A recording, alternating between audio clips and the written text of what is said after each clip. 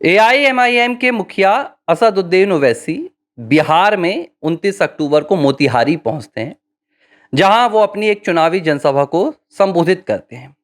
इस दौरान जब ओवैसी नीचे से चलकर मंच पर पहुंचते हैं, तो ना सिर्फ उस जनसभा में मौजूद उनके तमाम समर्थक, बल्कि मीडिया के कैमरे भी एक तस्वीर पर जाकर अटक जाते हैं।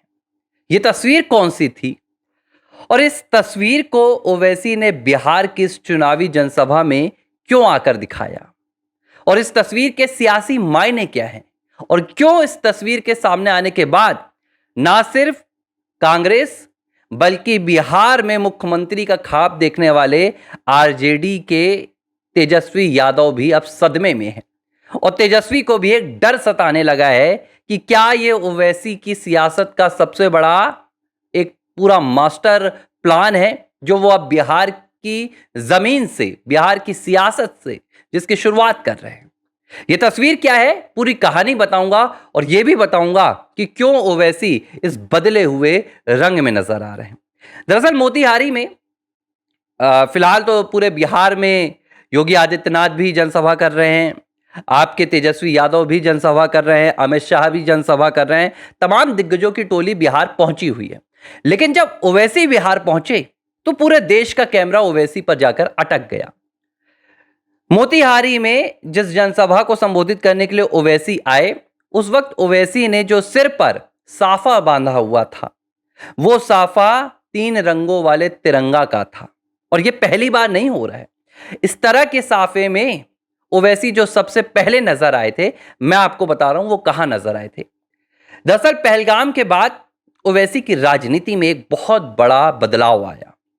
बदलाव 2008 में भी आया था, जब ओवैसी ने 26/11 के बाद पूरे देश में पाकिस्तान के खिलाफ एक जबरदस्त तरीके से विरोध किया था और पाकिस्तान के खिलाफ उन्होंने जिस तरह से बयान दिए थे, उन बयानों ने पाकिस्तान की नींद उड़ा दी थी। लेकिन पहलगाम के बाद जब पूरा विपक्ष अल्पसंख्यक वोट बैंक को देख रहा था, जब पूरा विपक्ष हिंदू मुस्लिम की सियासत को देख रहा था, विपक्ष तो कभी भी पाकिस्तान पर खुलकर बोलने से आज भी संकोच करता है। ऐसा लगता है कि कोई घर का छोटा बेटा है, इसके खिलाफ ना बोला जाए, या घर का दामाद है, इसके खिलाफ ना बोला जाए। लेकिन उस वक्त भी पहलगाम के बाद से ओवैसी ने एक अलग स्टैंड अपनाया और 2 बातों पर ओवैसी अड़े रहे। पहली बात, ओवैसी ने पहलगाम के बाद और ऑपरेशन सिंदूर तक कहीं भी सरकार की कोई आलोचना नहीं की। जहां जहां सेना का मामला आया, पाकिस्तान के खिलाफ कार्रवाई का मामला आया, ओवैसी ने विपक्ष का नेता होते हुए, एक मुस्लिमों का सबसे बड़ा नेता होते हुए सरकार के हर समर्थन पर और सरकार के हर फैसले पर अपनी मुहर लगाई। दूसरी बात, ओवैसी ने इस बात को खुलकर बोला कि जो पहलगाम की घटना हुई वो मजहबी आधार पर हुई थी। मजहब पूछ पूछ कर पहलगाम में जाकर हिंदुओं की जान ली गई, हिंदुओं को अलग किया गया और उन्हें निशाना बनाया गया। अब एक बात जो निकलकर यहां सामने आई, पूरा विपक्ष इससे घबराया हुआ था कि भाई ओवैसी जिस लिहाज से राजनीति कर रहे हैं, ये एक अलग ही राजनीति है। ओवैसी जिन्हें अब तक एक कट्टर मुस्लिम नेता माना जाता था, हालांकि वो राष्ट्रवादी रहे हैं, लेकिन यह अक्सर कहा जाता था कि ओवैसी सिर्फ और सिर्फ मुस्लिमों की हिमायती करते हैं, वो सिर्फ मुस्लिमों की राजनीति करते हैं और उनका कोई दूसरा जनाधार नहीं है। लेकिन पहलगाम के बाद पूरी मुस्लिम कम्युनिटी के साथ साथ ओवैसी को राइट विंग का समर्थन मिलने लगा।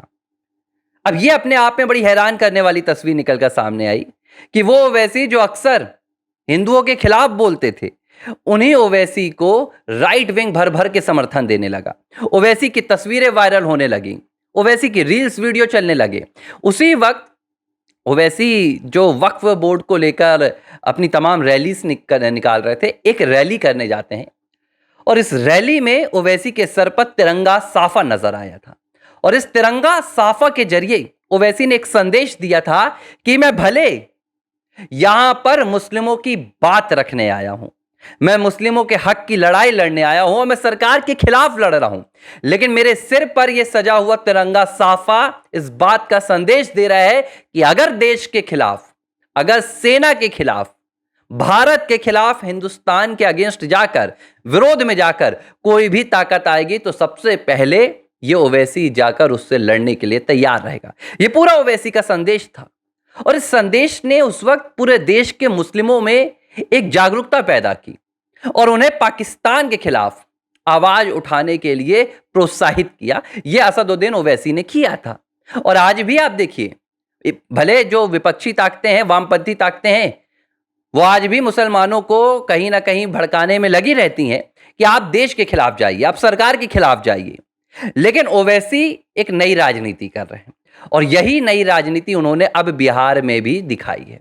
जब मोतिहारी में पहुंच रहे हैं ओवैसी, तो उन्होंने अपने सिर पर तिरंगा साफा बांधकर एक राष्ट्रवादी मुस्लिम वाली राजनीति शुरू की है, जिसमें आप सरकार के खिलाफ जाइए, आप कानूनों के खिलाफ, बिल के खिलाफ जाइए, आप अपने किसी मुद्दे के लिए सड़कों पर जाइए, सब कुछ कीजिए। लेकिन ओवैसी का एक संदेश है बिहार से कि आप देश के खिलाफ नहीं जाइए। अब इस राजनीति में कौन आकर फंस रहा है? इस राजनीति में कांग्रेस आकर फंस रही है, इस राजनीति में आरजेडी आकर फंस रही है। कैसे फंस रही है, आप इस बात को समझिए। जब आरजेडी और कांग्रेस मुस्लिमों के हक की बात करते हैं, तो ये अक्सर मुस्लिमों को राष्ट्र के खिलाफ लाकर खड़ा कर देते हैं। ये मुस्लिमों के उन कारनामों का भी, उन करतूतों का भी समर्थन करने लगते हैं जो मुस्लिमों के ऊपर एक राष्ट्र विरोधी छाप लगाने लगता है। लेकिन ओवैसी इससे अलग है। ओवैसी मुस्लिमों को राष्ट्रवाद से जोड़ने का काम कर रहे हैं और इसीलिए उन्होंने एक संकेत के तौर पर यह साफा अपने सिर पर डाला हुआ है। अब आता हूं मैं सियासी बात पर। जब बिहार में पहुंचे तो उन्होंने एक बात बोली। ओवैसी ने कहा कि अगर 3% वाला मल्लाह का बेटा डिप्टी सीएम बन सकता है, तो 18% वाला मोहम्मद का बेटा डिप्टी सीएम क्यों नहीं बन सकता। और इस बयान के जरिए उन्होंने जो सबसे बड़ा निशाना साधा है वो आरजेडी के नेता तेजस्वी यादव पर साधा है, जो मुख्यमंत्री के चेहरे हैं। क्योंकि बिहार में इस वक्त जो 18% मुस्लिम हैं, उन्हें लेकर जबरदस्त सियासत शुरू हो गई है। तेजस्वी यादव मुख्यमंत्री के महागठबंधन से चेहरे घोषित हो गए हैं। 3% वोट बैंक वाले मुकेश सहनी डिप्टी सीएम घोषित हो गए हैं। और जब से यह ऐलान हुआ है, तब से 18% वाला मुस्लिम वोट बैंक अपने आप को बिहार में ठगा ठगा महसूस कर रहे हैं।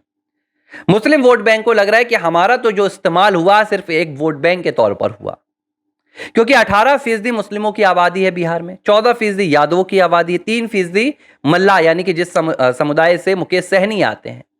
बावजूद इसके ना तो डिप्टी सीएम के लिए किसी मुस्लिम चेहरा का यहां पर ऐलान किया गया आरजेडी के जरिए, और भाई कांग्रेस का तो खुद ही कोई चेहरा नहीं है। इस बीच 18% वोट बैंक पर अब खतरा मंडराने लगा है और इस खतरे को भली भांति भुनाने के लिए ओवैसी मैदान पर उतर गए हैं। ओवैसी ने यह बयान भी दे दिया कि मोहम्मद का बेटा स्वीकार क्यों नहीं है। अब आप समझिए कि 3 पार्टियां हैं, हालांकि ओवैसी सिर्फ 35 पार्टियों पर चुनाव लड़ रहे हैं, एआईएमआईएम, लेकिन उन्होंने पिछली बार 20 सीटों पर चुनाव लड़ा था और 5 सीटें जीतकर वो सीमांचल में लाए भी थे। हालांकि बाद में उनके 4 विधायक आरजेडी में चले गए और 1 विधायक रह गया।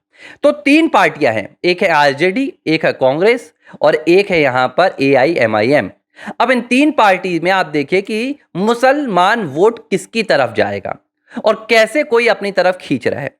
ओवैसी इस बात का संदेश दे रहे हैं कि मैं आपको एक राष्ट्रवादी पहचान दिलाऊंगा, मैं आपको गलत रास्ते पर नहीं ले जाऊंगा, मैं आपके हक के लिए सरकार से लड़ जाऊंगा, मैं आपके हक के लिए देश की तमाम राजनीतिक दलों से लड़ जाऊंगा, लेकिन मैं आपके हक के लिए आप पर राष्ट्र विरोधी पहचान का तमगा नहीं लगने दूंगा।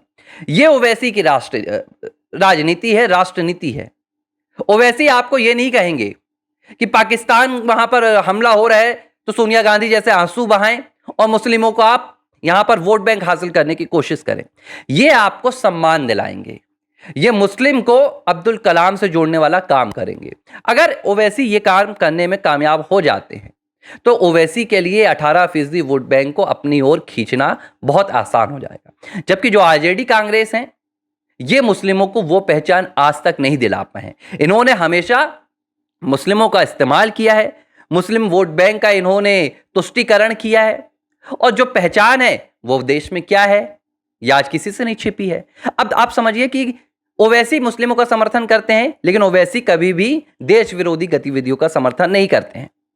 लेकिन आप देखिए पाकिस्तान के पक्ष में अगर कभी बोलने की बात आती है बाटला हाउस में आतंकवादी मारे जाते हैं तो आंसू ओवैसी नहीं बहाता है, आंसू सोनिया गांधी बहाती है। शहाबुद्दीन को टिकट देने की बात आती है तो ओवैसी टिकट नहीं देते हैं। शहाबुद्दीन के लड़के को, उसामा को कौन टिकट देता है? आरजेडी टिकट देती है। तो मुस्लिमों के जो गलत काम होते हैं, जो उनके अपराध होते हैं, चाहे अखिलेश यादव हो, चाहे वो आरजेडी हो या राहुल गांधी हो, कांग्रेस हो, सोनिया गांधी, कोई हो, उसका समर्थन ये तमाम विपक्षी दल करते हैं। और ओवैसी क्या करते हैं? ओवैसी जो मुस्लिमों के सही काम होते हैं उसके लिए लड़ जाते हैं।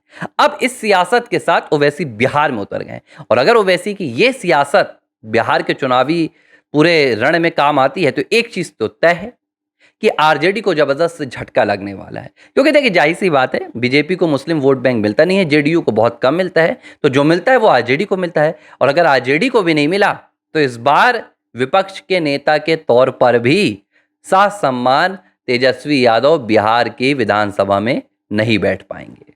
एबीसी हिंदी न्यूज, आज ही जुड़िए हर खबर के साथ